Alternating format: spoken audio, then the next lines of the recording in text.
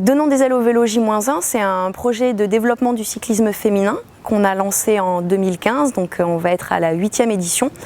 Et donc il s'agissait au tout départ d'agir pour le retour à l'organisation du Tour de France féminin.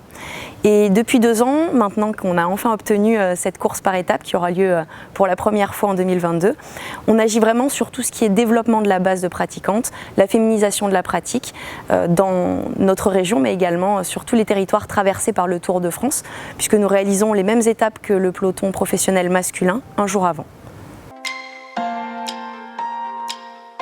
Je pense qu'il est important de promouvoir le sport féminin aujourd'hui et tout particulièrement le cyclisme féminin parce que pour le moment on constate qu'il y a encore beaucoup moins de pratiquantes que de pratiquants, tout particulièrement dans notre sport puisqu'on est à 10 ou 11% de licenciées féminines à la Fédération française de cyclisme.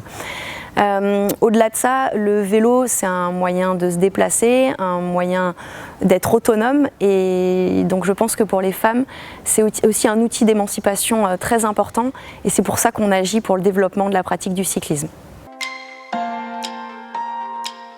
À titre personnel, je vis sur Évry-Courcouronnes, je travaille au lycée Charles Baudelaire en tant que professeur d'EPS à Évry-Courcouronnes également. Donc en tant que présidente de l'association, c'était important pour moi que ça se passe aussi au niveau de mon territoire.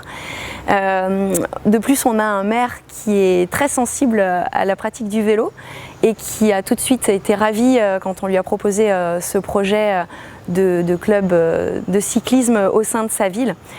Je pense par ailleurs qu'il y a un réel besoin d'avoir un club de cyclisme. On a l'occasion d'intervenir pour apprendre à faire du vélo principalement à des femmes adultes qui n'ont pas eu la chance d'apprendre. Donc c'est un territoire aussi qui a besoin, je pense, d'un club de cyclisme sur sa zone.